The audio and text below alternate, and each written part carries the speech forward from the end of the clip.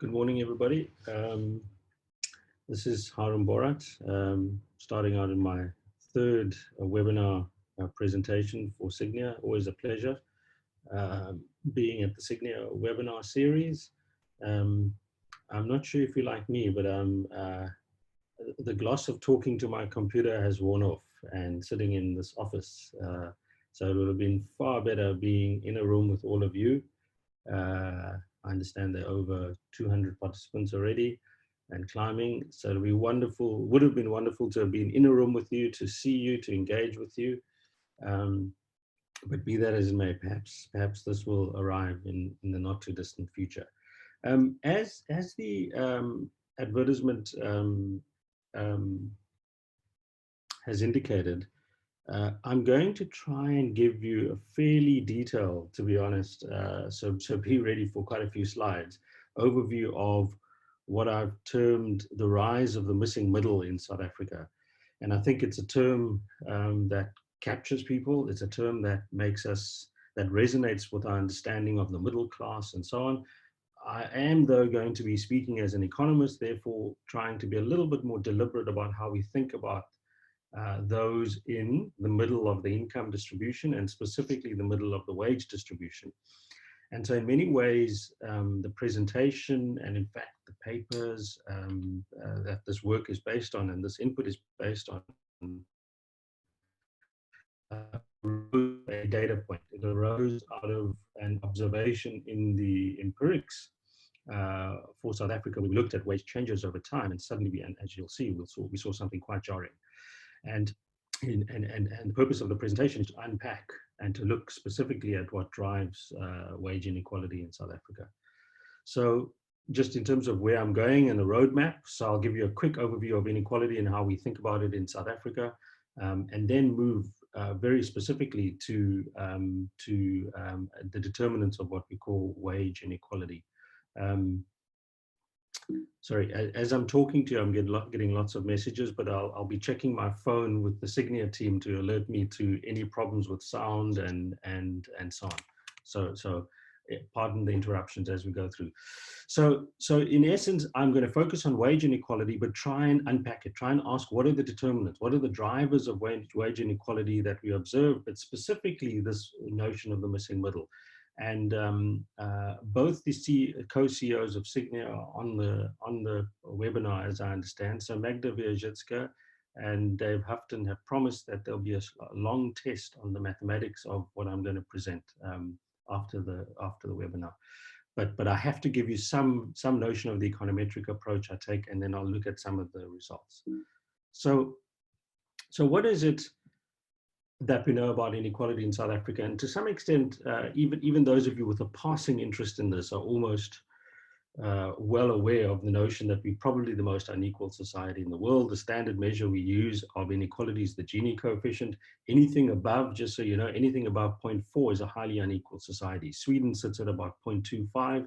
The Gini ranges between 0 and 1, but anything above sort of 0.4, 0.35 is a highly unequal society. So for us to be at 0.6, we used to be as unequal as Brazil in 1994, believe it or not, and Brazil's inequality steadily declined while ours went up actually. So we pretty much one of the most unequal societies in the world, and definitely the most unequal emerging market in the world. Some of the statistics, there's so many of those. You know, you can think of, for example, one way to think about inequality is that the top decile, so the top 10% of earners by household income, this is important, account for 50% of total household income in the society, whereas the bottom 40% earn much less or account for much less. But that is really not of immediate interest for me in this particular presentation. The idea that the bottom 40% earned less than 5%, 5.6% of total household income, sure. What I really want to focus on is what's happening to wage inequality. And the first important statistic is that wage inequality. So why am I focusing on wages? Well, I'm focusing on those who work in the labor market. So as opposed to total household income, so all income coming into the household, which includes grants and interest from capital earnings and so on. I'm not interested in that. I just want to focus on wages. That inequality has also been increasing. So for people working and the wages they earn, if I look at that distribution, that inequality has also gone up. And in fact, it's the major contributor to overall inequality. So the differentials in wages is in fact the biggest contributor to overall household inequality in South Africa. So a lot of the work, though, has focused on household and very little on wages. And so the idea then of focusing on wages is where this paper then ended up focusing in terms of trying to look at wages.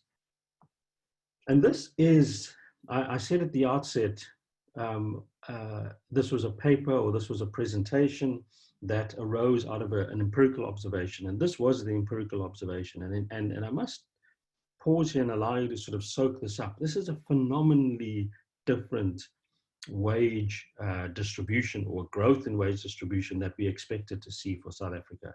And why do I say that? Well, in general, when we think about inequality, we think of it in terms of first order differences. So we think of inequality as gains for those at the top end, and those at the bottom are sort of lagging behind. So we have this sort of almost linear sense that if I had to draw the change in wages over time, I'd think of those at the top end getting a lot, those in the middle getting a little bit less, and those at the bottom getting even less. So it's like a linear graph, if you like, upward sloping. But actually, I don't get that.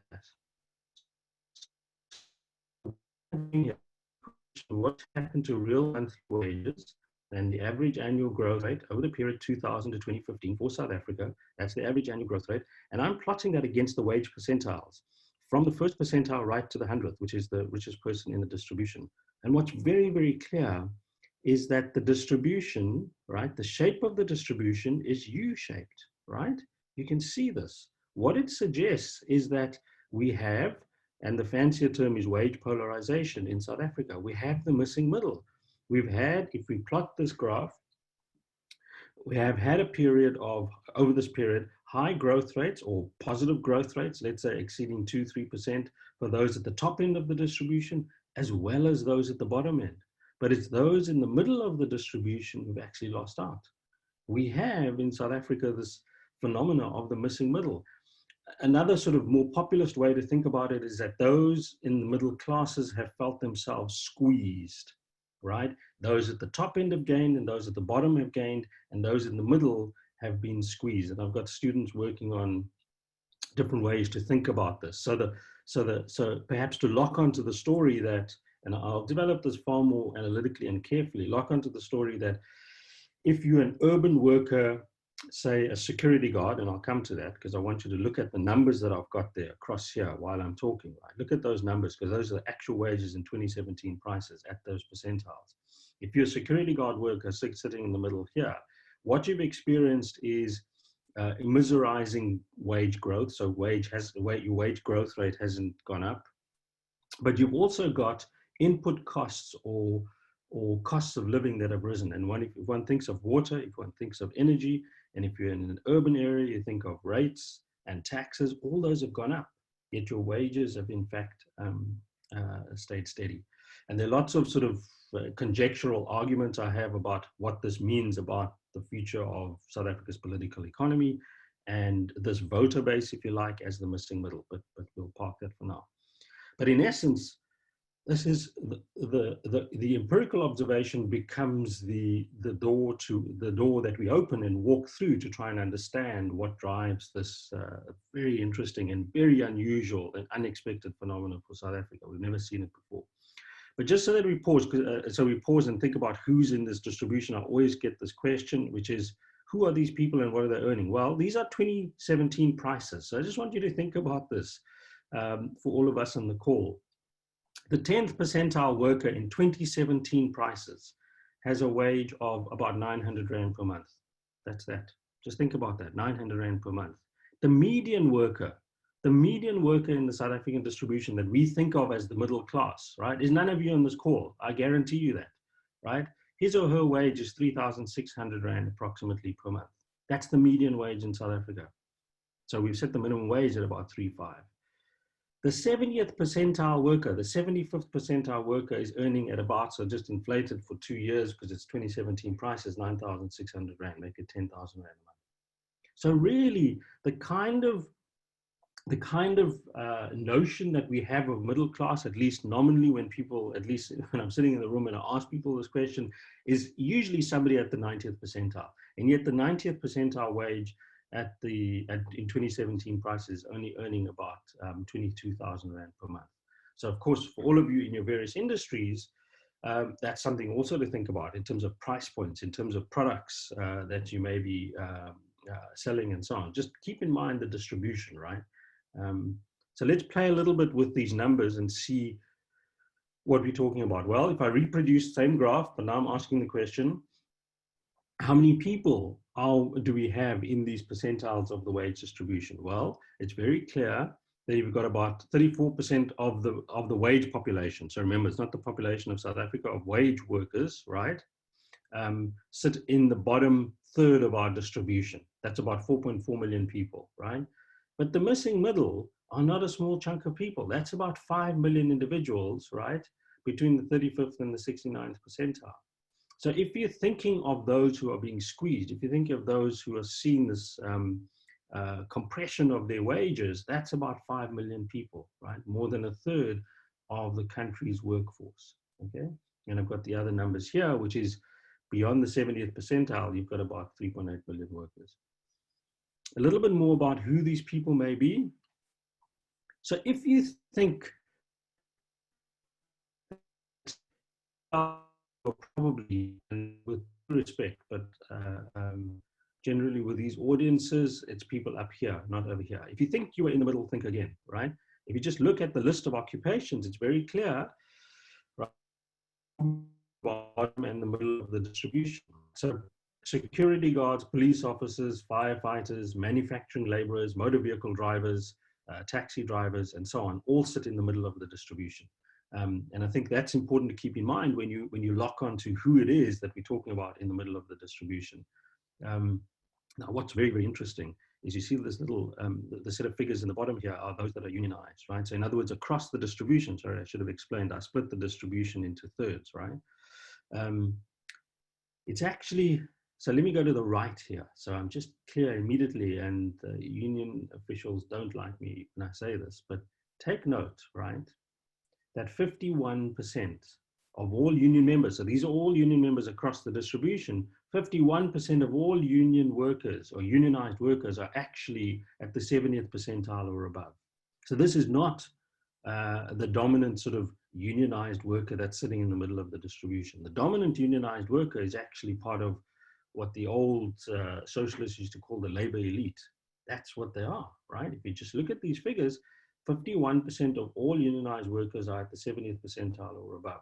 In fact, it's only about a third of unionized workers that are actually part of this wage compressed missing middle. And as I'll come back to explanations for this, you'll see that indirectly, it's not a deliberate attempt, but indirectly, union action and union behavior has contributed to this compression in the middle of the distribution.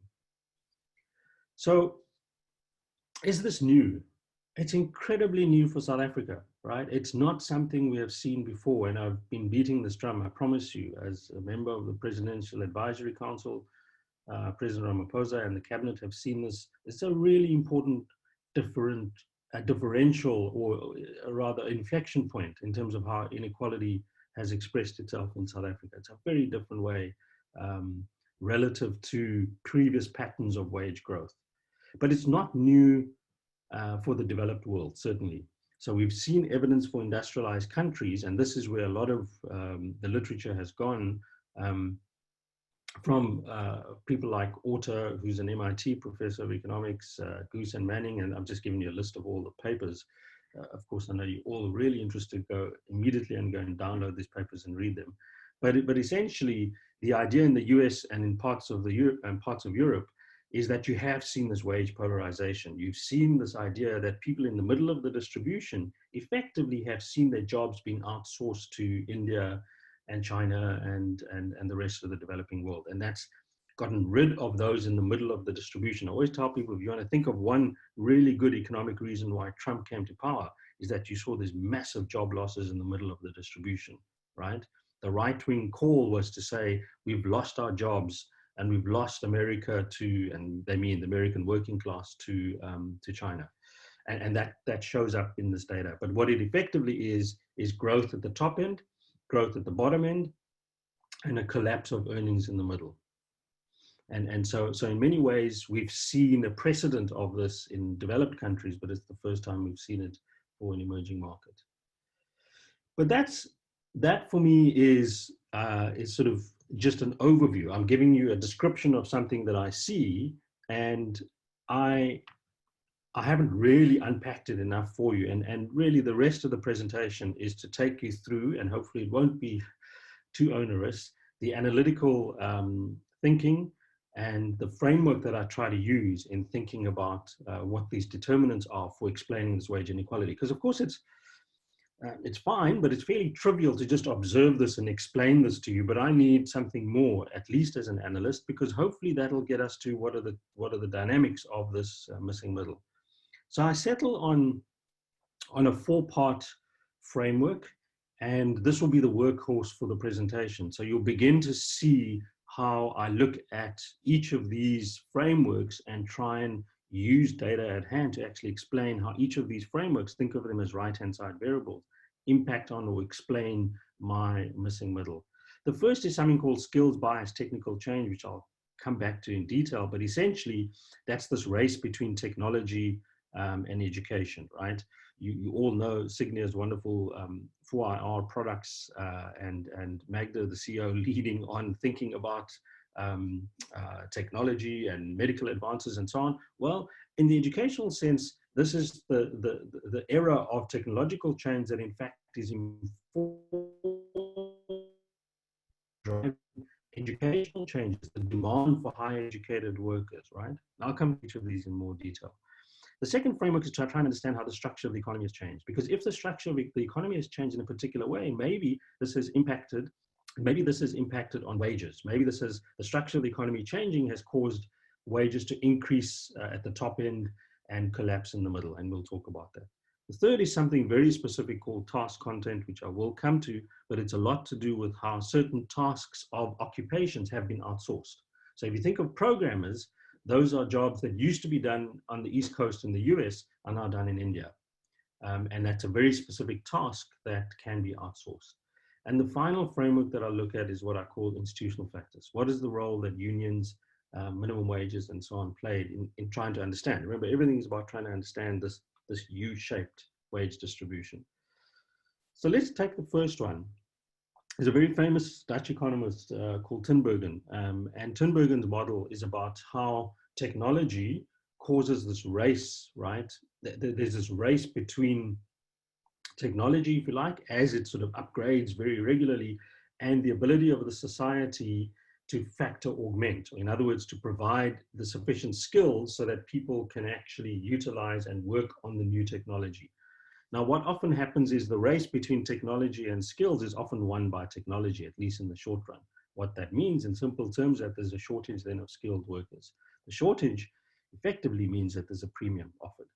So I don't need to tell any of you on this call, and certainly I know from the Signia experience, it's very, very difficult to find highly skilled financial services occupations for the industry.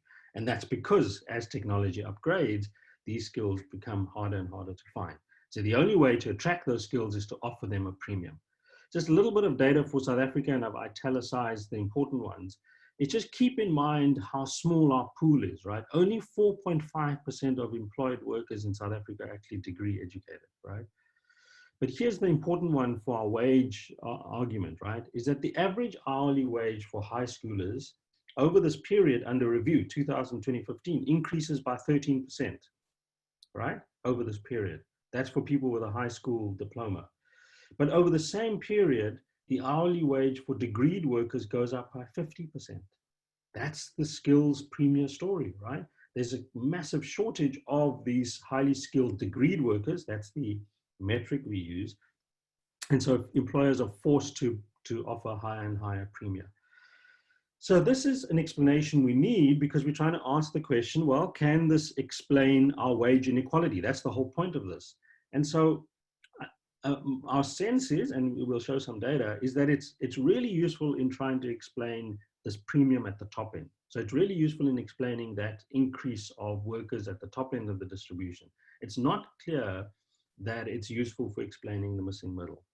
But I'm going to show you some graphs initially as we get into the details, right? And again, sticking with this skills bias story, I asked the question across all these graphs that you're going to see in the next sort of 3-4 slides is what's the share of workers in, so this is the 2000 graphic, this is 2015, and apologies if I'm going too quickly, but this is the share of workers across the wage percentile, share of workers across the wage percentile by different levels of education. I want you to keep an eye on the red dotted line. So that's the high school diploma individuals. And what you see from 2000, you'll notice, because this is the same scale, from 2000 to 2015, there's suddenly an increase in the share of, let's call them matriculants, in the middle of the distribution. And so effectively, and the bottom, effectively what's happened is, and so just as a precursor, the little dotted line, which is those with less than high school, actually comes down dramatically. All that shows is that South Africa's workforce has become more educated, but really only up to matric level. So you see an increase and a swelling of the ranks of high school graduates in the bottom and the middle of the distribution, right? There's also a very strong concentration, but not in the middle, of those workers with degrees, right? So in other words, if you have a degree, you're more and more likely to be at the top end of the distribution, which is obvious. But the interesting point is that you're seeing this greater accumulation of education up to high school.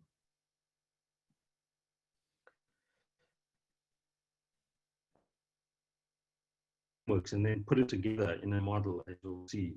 The second framework that's interesting and we think may be really important in explaining this missing middle is structural transformation in the economy. Now, you know from webinar 2, or the previous webinar I gave, we spoke about the structural transformation in the South African economy and how manufacturing has collapsed and services has grown dramatically. And so in many ways, I'm asking the question, did that have an effect on the wage distribution? If the economy is transforming dramatically away from manufacturing and mining towards services, does this do anything to wages? First question is, did it transform well? You are seeing, and I want to sort of keep in mind this big dot I'll come back to, which is called services, right? Mining is important because you show that despite growing marginally, mining has seen a collapse in employment. So you've seen this massive contraction in employment in mining. Financial and business services has both grown and created employment, right? As well as construction. Services refers to the public sector.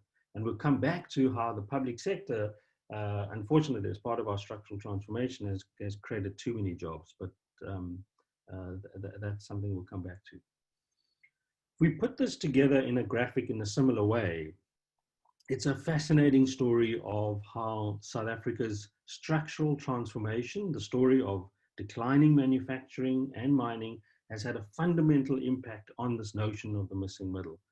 So let me just take you through a few things, but the yellow line is probably the one that stands out the most. The yellow line, so remember this is 2000, that's 2015.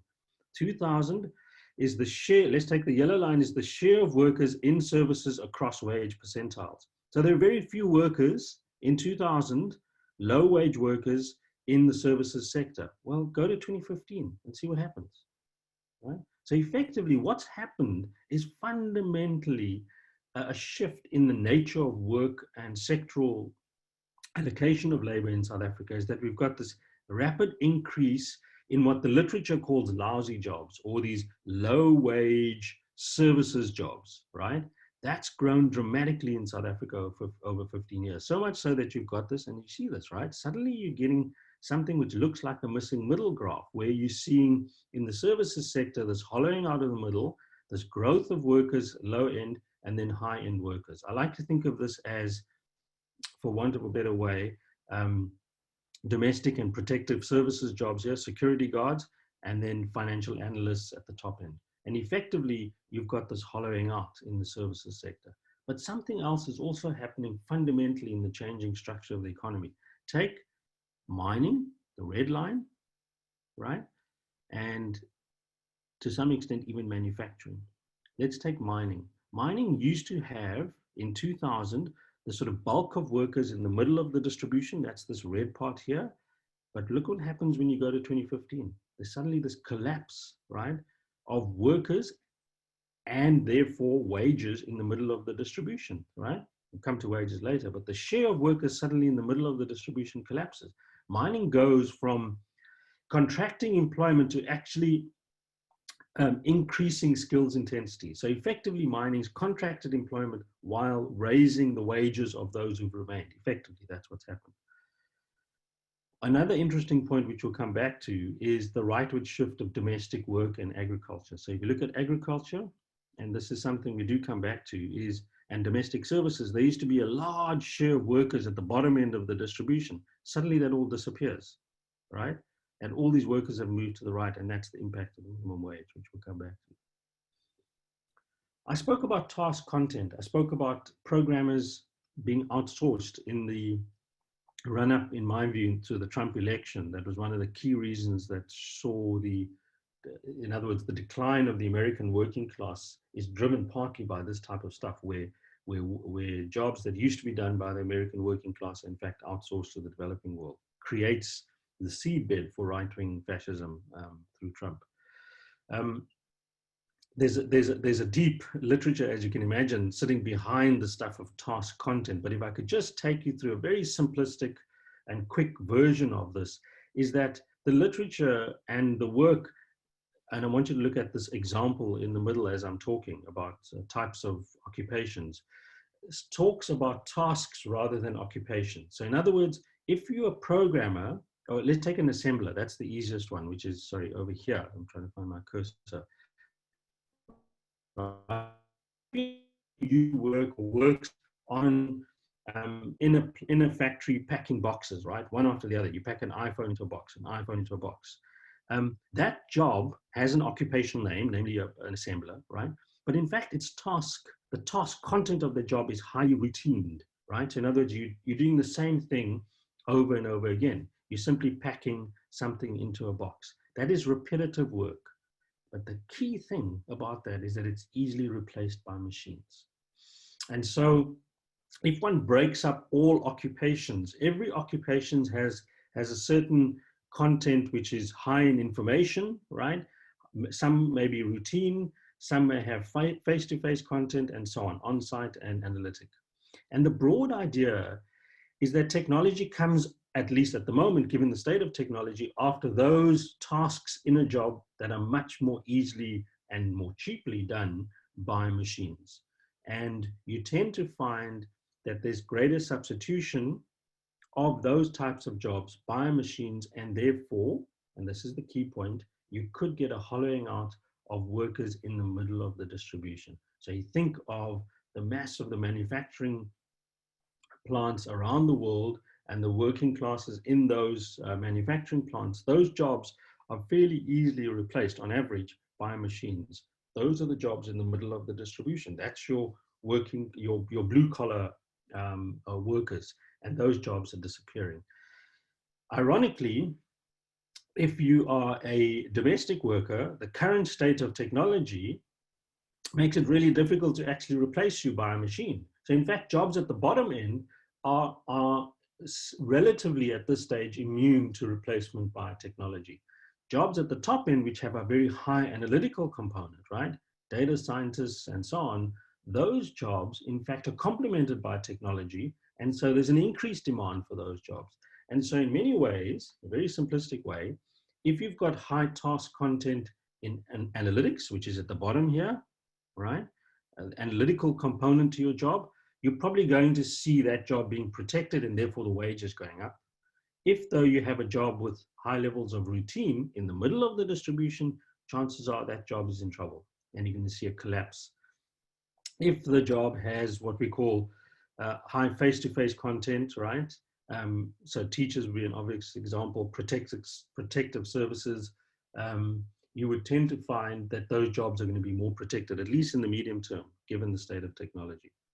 So with that quick overview, what does the data show? So we did this. We looked at occupations throughout South Africa. We looked at the national data. I should have said all of this is based on official survey data from Statistics South Africa. We use multi-year household surveys that are statistically representative. But we then take the tasks and we then code these 5 tasks, that you saw earlier, right? So we take these: information, content, routine, face-to-face, on-site, decision-making, analytic, and we apply them to occupations in South Africa. And we ask the question, has the share of these task contents changed, right, over time? And in each case, the blue line is 2000, to make it simple. Red line is 2015. I want you to focus on the routine one. It's my favorite graph, right? Because it's a very powerful representation of what's happened. There used to be a massive jobs in the middle of the distribution that were routine based, or jobs that had high routine task content, right? Over 60% in 2000. Over a 15-year period, see how that collapses in the middle of the distribution. That, right, to all of you listening, right? If you wanted a visual of the collapse of the blue collar working class in South Africa, that's the visual, right? Suddenly these blue collar jobs are actually disappearing. And that's not, as I said, it's not unique to South Africa. We've seen it in the developed world. But in turn, where have those jobs gone? If you wanted a very simplistic, probably unfair redistribution of job story, is that they've gone from here to over there. They've gone from middle jobs, right, to analytical jobs. So jobs with high analytical content, right, had a lowish share, well, still 78% in 2000, but that increases, right, by more than 15 percentage points by 2015. So effectively, right, we've got a storyline where routine jobs are disappearing and analytical task content jobs are increasing. The fourth framework, so if you're still following me, I had 4 frameworks. Is about institutions, it's about labor markets, it's about minimum wage laws, it's about trade union dynamics. Here's the key thing, I'm going to try and speed up because I know we're running out of time. Here's the key thing, is that trade unions have changed fundamentally over 15, 20 years. Now, I've just given a few statistics. The first is that private sector trade union density, so trade unions that are organizing in the private sector, they've actually declined in importance. That density has gone from 36% to 24%. So in fact, private sector trade unions have contracted over the last decade and a bit.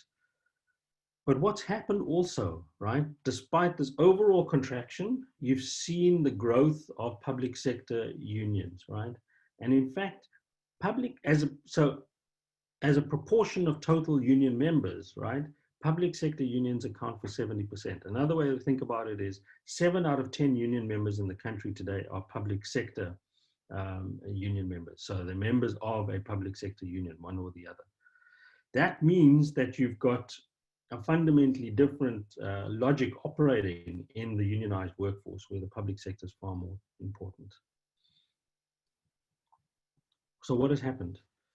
Well, again, probably one of my other favorite graphs, if you want a visual of the changes, right, in where union members are located in the wage distribution. So there were very few in 2000, right? Okay, in the bottom end of the distribution. But suddenly this increases, right? Which unions would say it's a great thing, right? That's increased. But look at what's happened to the middle, right? Both union and public sector workers in the middle of the distribution have collapsed.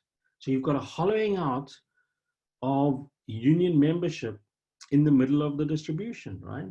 So what has started to happen is that the example I use is that unions go in and they tend to, without a sort of deliberate framework in mind, they're representing those at the top end, right? And you're seeing that here, it's teachers, nurses, and so on. And vociferously have been trying to bring the bottom end of the distribution up through minimum wages and so on. But companies and employers trying to square the wage bill effectively will square the wage bill by squeezing the middle. And so the gradual erosion of the middle of the distribution, South Africa's middle class, right, is partly a function of this bargaining strategy of unions. So if you thought that was the full story, unfortunately for economists, that's an incredibly simple, trivial way to think about about the wage distribution. And as I said to you, the co-CEOs wanted at least one test question to be given to you. So Magda and David said, we have to give the listeners a really tough question. So this is it. So just note that this will be in the test at the end of the at the end of the session. And more seriously, so what I've done is I've given you, I'm trying to understand, right? And I've taken out the sort of complicated slide about the econometric approach, but I have something called this hourly wage. So you saw wages that I have, and I've given you an explanation of these things. I spoke to you about education. I spoke to you about unions and the public sector workers, as well as the sector and the structural transformation story. And then I built something actually called a task content variable, right? But I need them to be working together. So in other words, those are individual explanations, and it was fairly loose, to be honest. I showed you a few pictures and I said, well, this seems to tell a story, but if I need them to be competing against each other in trying to explain this wage distribution, I need an econometric approach. And so if I bung them all into one single model, the only thing you want to ask is, and the only thing that's important is, did it come out as a U-shaped, right? And this is probably the most important graph of the session, is that in what is called a conditional environment, if I carefully control for everything and allow all these factors to do their work, I get a log real wage change over the period that is, in fact, even more U-shaped than we expected, right? So in other words, I get a deep trough in the middle of the distribution. I'm finding very, very strong evidence over this period, right, for South Africa, of wage polarization, of the fact that those in the middle of the distribution have seen a dragging down of wage growth, and therefore potentially a squeezing of standards of living relative to those at the bottom and those at the top. This is the unusual thing, right? It wasn't upward sloping, as I told you. It's this story here, right?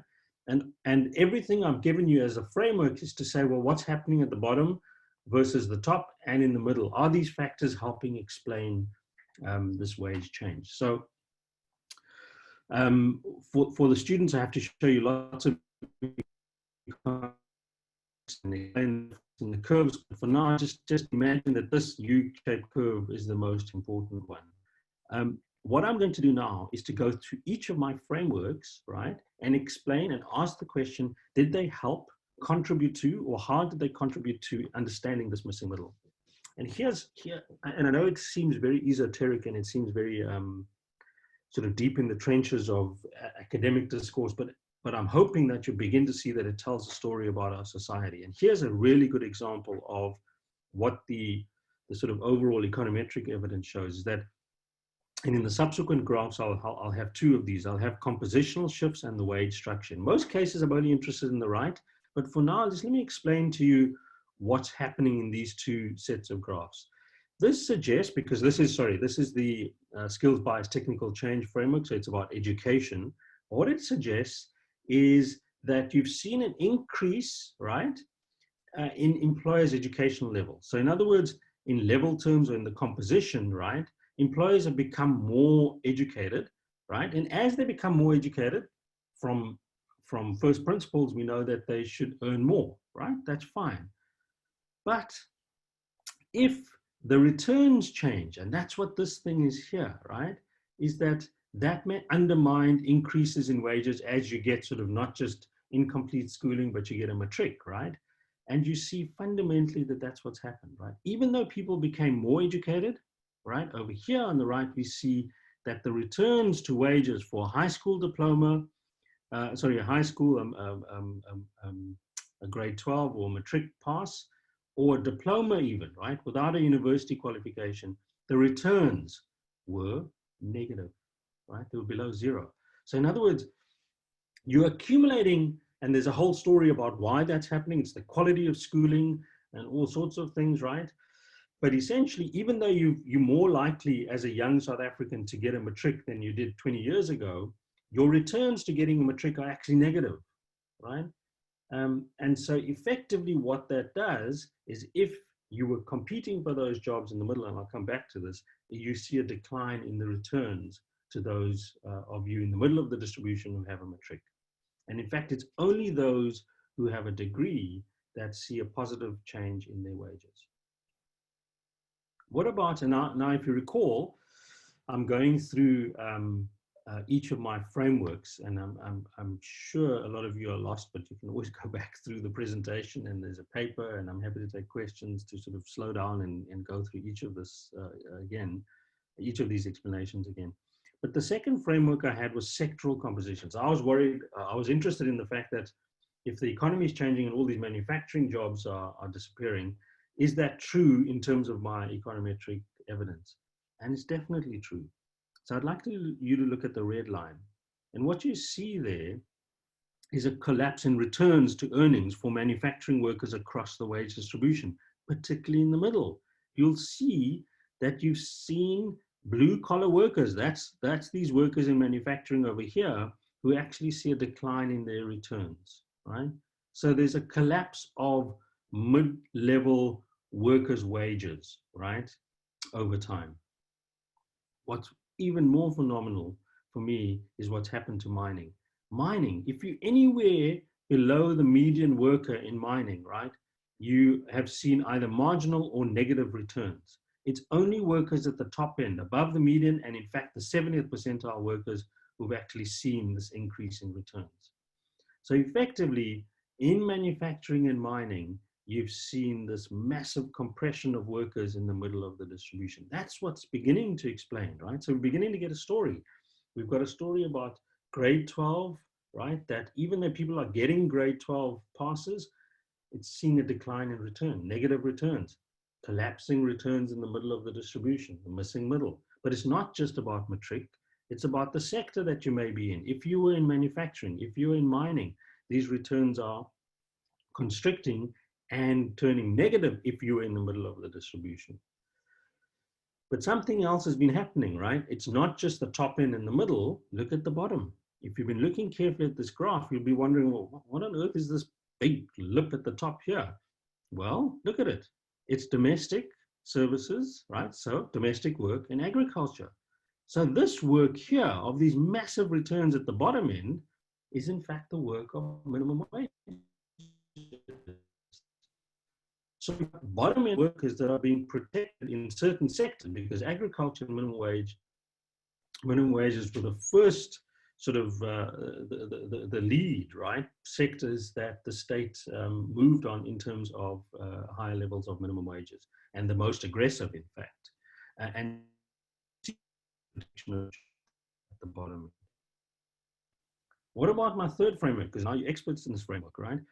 This is another one of my favorite graphs because a picture tells 1,000 words kind of things. Remember, I've got these 5 task contents, right? So they're all listed over here, right? And I'd like you to look at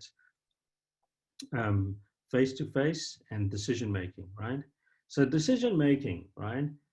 And if you take the sort of the green line with the dots and you follow it down sort of like this, and then join it to the yellow line, we suddenly get a one picture story of what's happened to task content in South Africa.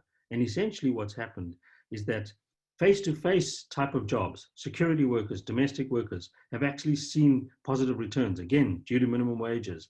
They are immune at this stage, given the price of technology and so on, to technology replacement, right? But they've seen massive increases, but at the same time, jobs at the top end have been protected that are high decision-making jobs. That's this yellow line. So effectively, what you see is these polar opposites of task contents. It's the face-to-face type jobs, possibly even in some cases on-site type jobs that are difficult to replace, that remain immune, and their demand has gone up and the returns have gone up partly because of minimum wages. If you're highly skilled and you're in a highly analytical job, your job will be protected. But the middle is where the mess is happening, right? In the middle, you're seeing automated jobs. Just look at the red bar. So the red line was manufacturing. It could have been just the tasks in manufacturing. So all the automated tasks, right? These are the people packing boxes, right? On the factory floor, have seen a significant negative return to their wages, right? So automated tasks are easily replaced, and you're seeing all these jobs disappear in the middle of the distribution. It includes jobs that are on site in the middle of the distribution. and includes jobs with high information content in the middle of the distribution? How many companies that you work for have outsourced high information content tasks abroad? And I think it's that kind of sort of tasks in the middle of the distribution that are just disappearing that's important to keep in mind in terms of how South Africa's economy is changing. But the other one, and I promise you I'm almost done, the other one, the fourth framework, and the one that really resonates with how we think about unions and minimum wages and the effect they've had, is to look at the impact that unions, right, and in the public sector, right, being a member of the public sector has had in terms of wage growth. Remember, that's the whole question, right? It's the impact of each of these variables on wage growth. And what I'm showing you, I should have said, are the individual regression results, if you like, across the quantiles. Public sector, well, maybe let's go to union members. What you've seen is a very clear focus amongst union membership, right? Or union leaders or union members, is that there's a negative return to you all the way, right?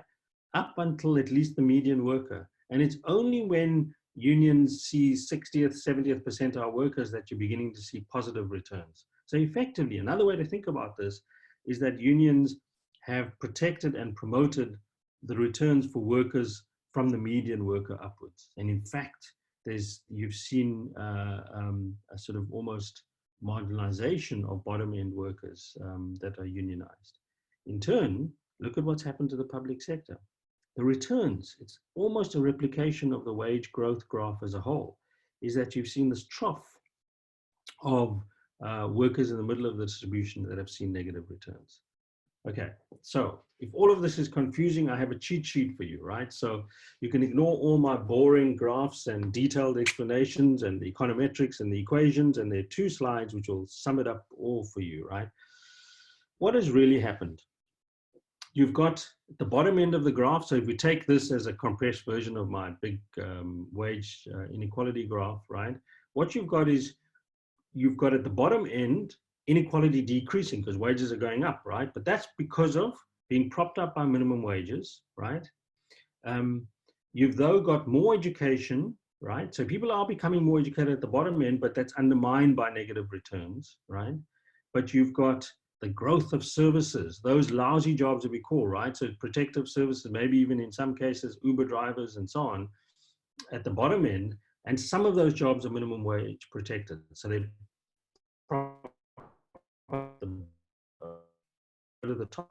The top is because it's all those jobs that are highly analytic, that are in sectors that are growing and in huge demand. And in addition, this is the kicker, right? Protected by and promoted by unions. So the rise of the labor elite gives you these rise of wages at the top end. The problem is, by all our frameworks, the missing middle are undermined, right? They're undermined by the fact that even though they've become more educated, they're competing for fewer jobs in declining industries, right? In the middle of the distribution. And so you see these negative returns. They're also in those sectors and in those jobs that are easy to automate or offshore.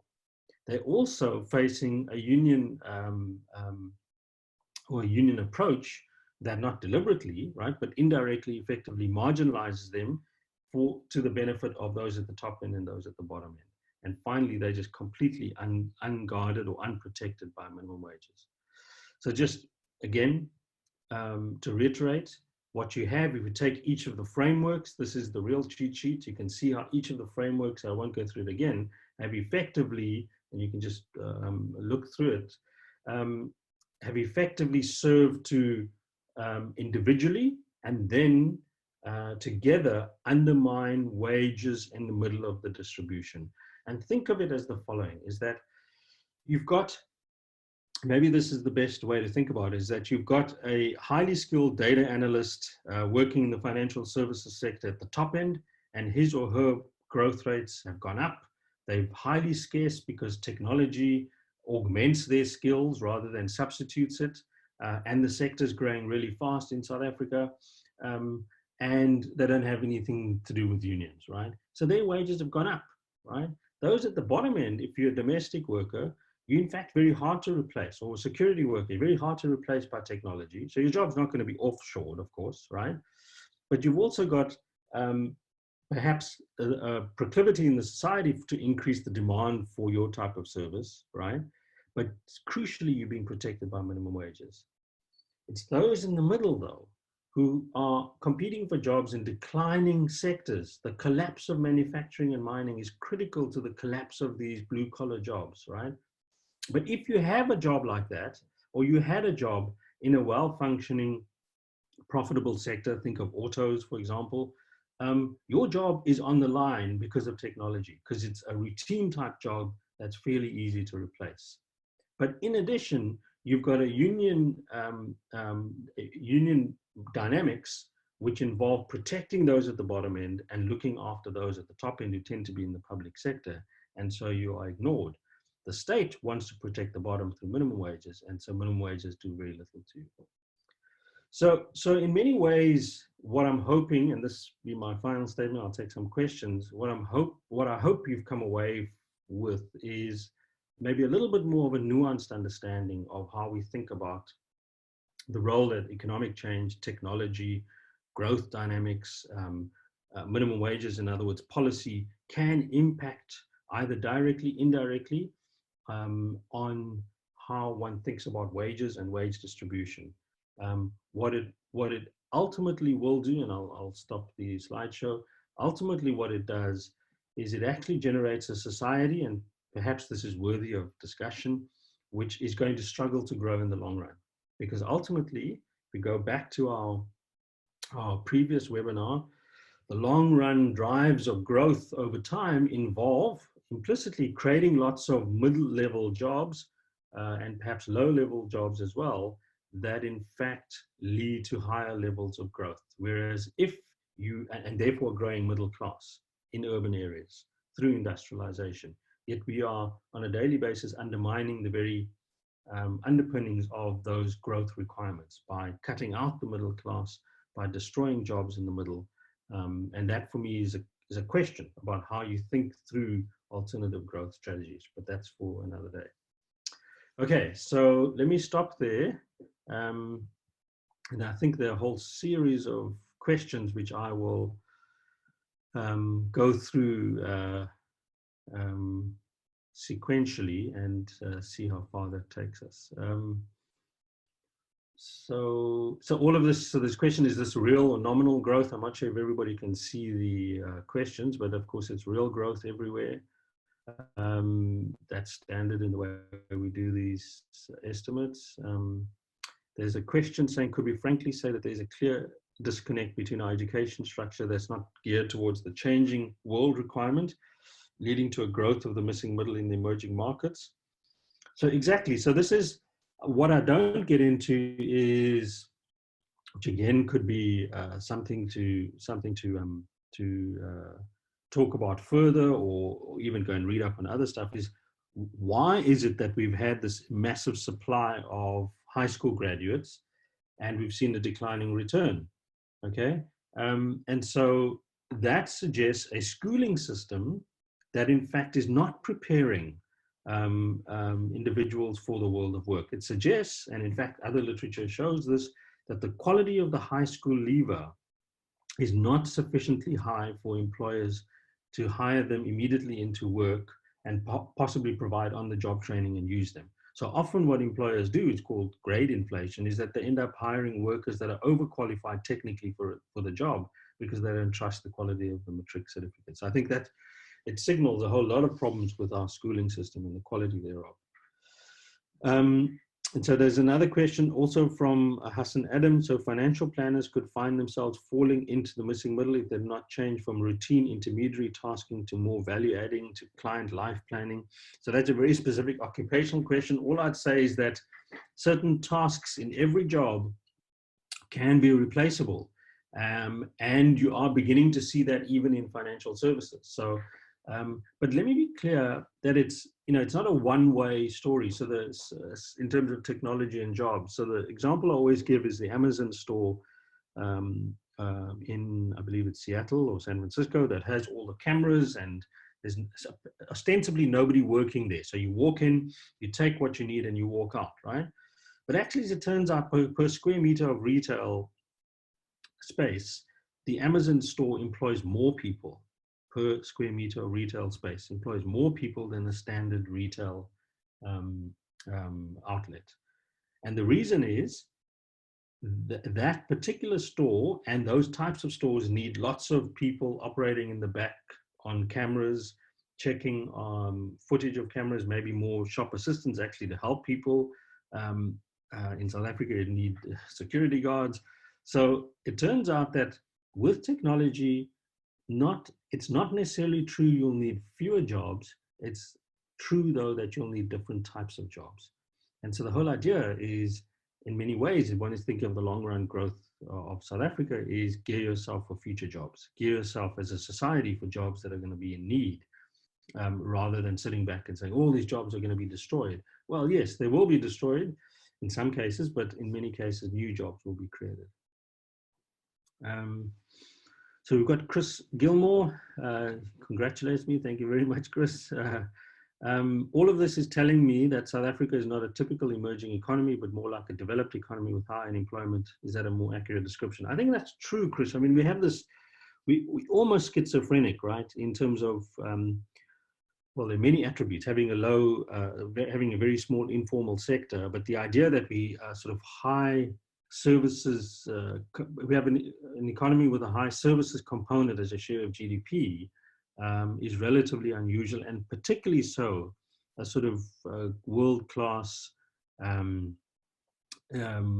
sort of top-end financial services sector, both in banking and insurance, and of course asset management and so on. That's unusual for us as an emerging market. I do, though, think that it's a little bit more subtle than that, because we also are finding, and that was my previous presentation, that it's not entirely true that other economies have got these, other developing countries, middle income countries have got these sort of thriving, fast growing manufacturing sectors and creating tons of jobs. Many are struggling, perhaps also at the foot of China's dominance. So I think partly true, yeah. Yes, it seems to me, somebody has said that people are obtaining degrees and diplomas in fields that do not add value in a growing economy. I think that's fundamentally true. So one of the reasons you'll get high returns, if you listen carefully, right? High returns to certain degrees or educational qualifications is because there's a scarcity. And the reason there'll be a scarcity is because, right, on the supply side, people are not accumulating those degrees. That's a simple way of saying there are not enough actuaries, there are not enough sort of people with financial services skills or computer science skills that employers need, and that creates the premium. We've got a question from Henry Mostert, to the effect of foreign workers heading to South Africa for jobs, legal or not, consume the blue collar jobs in South Africa. So my gut answer is no. These are generally sort of routine type manufacturing jobs that are disappearing, that probably were done by South Africans and are now being done by Chinese, right? So not necessarily being done by Zimbabweans. I don't think that's happening. I often just think in the foreign worker debate that always comes up, it's what I call this problem of the micro and the macro. So if you are living in an area where there's a mushrooming of foreign workers, it seems like this is a much bigger problem at the micro level than it is at the macro level. It's not to say that we haven't seen an influx of foreign workers. I think we just need to be careful about the size of the problem nationally. And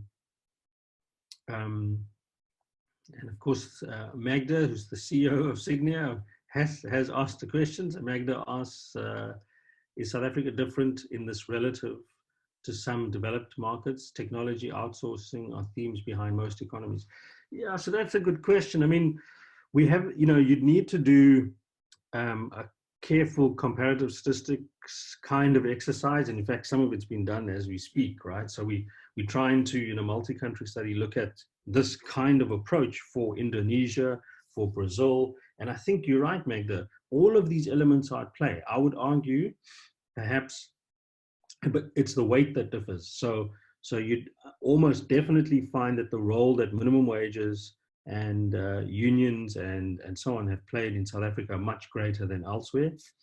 I would suspect that, say, in Latin American economies, the outsourcing component is really important, and in Asia, as a recipient, right? So in fact, you'd see a growth of jobs in the middle of the distribution for countries like India and so on. So again, all those factors are in play, but the two things, the weight of each of those, right, would differ depending on the country, but also the direction of change. So I would argue that in the Indian case, in fact, mid-level jobs, right? We know this from Infosys and so on.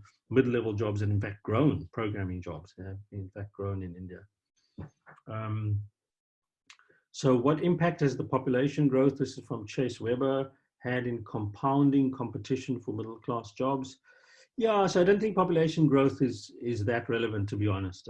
We passed our demographic dividend, and we're not sort of we don't look like Nigeria in terms of very high levels of population growth. In fact, there's other work we've done showing that the majority of workers on this planet will probably come from sub-Saharan Africa, but in fact, by 2050, but in fact, the overwhelming majority of those, about 70% of those workers will come from 5 or 6 economies, and one of them is not South Africa. So it's Kenya, Nigeria, Ethiopia, and so on. Kalani Moyo has asked, could the rise in public sector union membership be caused by government having a bloated workforce over the years? Oh, of course. So parallel to the growth of a public sector union movement has been a rapid rise in public service employment. So if you look at the data for employment growth since 2000, over the same period, over a third, if not more, of all new jobs created over the last decade and a half, over a third of all new jobs created in this economy have come from the public sector. So one of the unfortunate consequences of the state capture years that probably is not appreciated enough is how quickly the previous president expanded the public sector.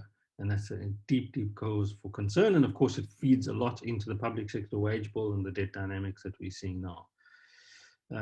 Nicholas Lefevre, what is your opinion on the huge surge of educated individuals leaving to go abroad, and how will this affect the South African economy as our debt to GDP ratio approaches 100%?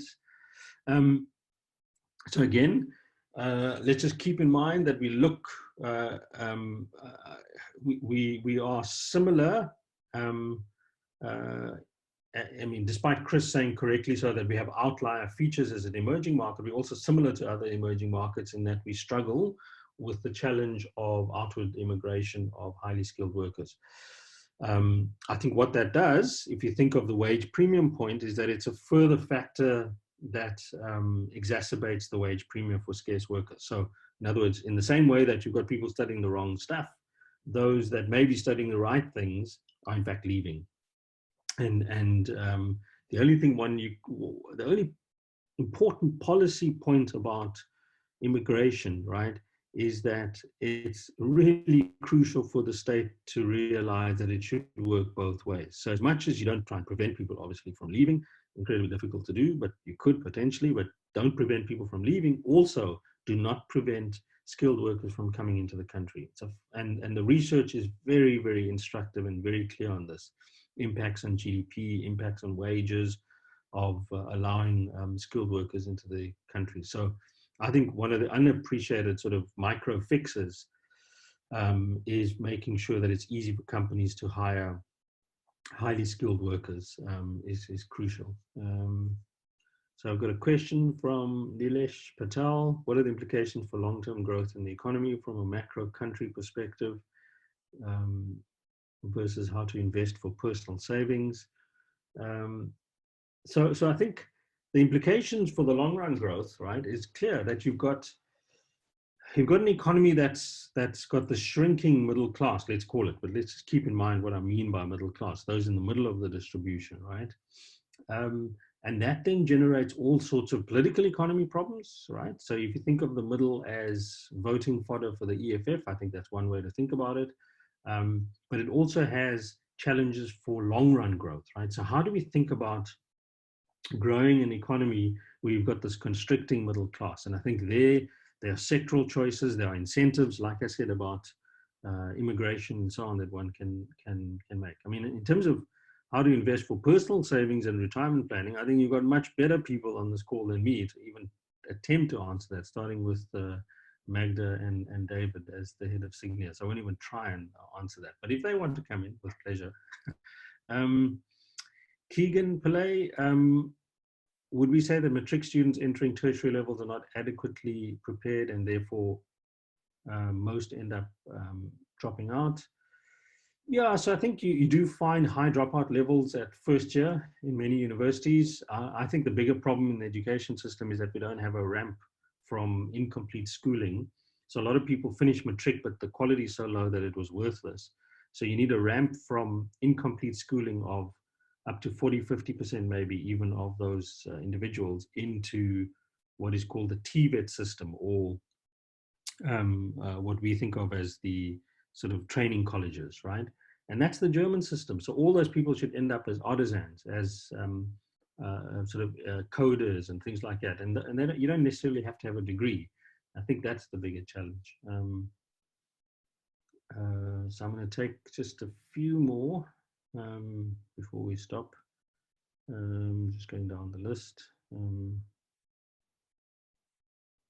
Would it help to have minimum wages for jobs in the middle?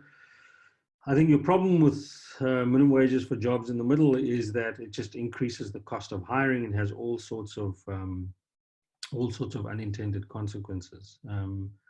Why has South Africa not been a beneficiary of outsourcing as India has? This is from Hugh Gosnell. That's a very good question. I think it speaks again to the schooling system. So the inability to create this large rump of medium skilled but cheap labor that we could then be recipients of outsourcing from the US. Having said that, there is one sector where we have been a huge beneficiary of outsourcing, and that's business process outsourcing. So in terms of call centers and so on, we actually have been a recipient of outsourcing in that way for all sorts of reasons.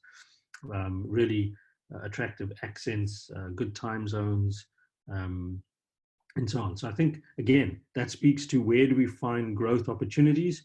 It's in those kind of mid-level jobs, perhaps, that sit in the services sectors. Okay, what can, so Bernard Sipka, I'll take that as the last question. Do you think COVID might have changed the online educational landscape enough to make it accessible to a wider population? And would this even matter given the requirement of a formal qualification? I think that's a good question, because I think COVID does suggest and provide opportunities for online business in many ways that we hadn't thought of, right? So I think, of course, we are looking at a far more concentrated economy. So I think the bigger companies, bigger firms will survive. And therefore, on the M&A side, you are going to see greater acquisitions and therefore greater concentration levels as smaller firms, particularly say in tourism and so on, fall by the wayside. But in addition, you are, though, going to see new opportunities for business, right? And education is definitely one of those, and all the pipeline in terms of technology services that come with that. So I think one could see different ways to do business given what COVID has offered. And I think that's an exciting opportunity to keep in mind. Okay, so with that, thanks to everybody for a great set of questions, and I hope this was useful. Thank you very much. I'll be off. Thanks.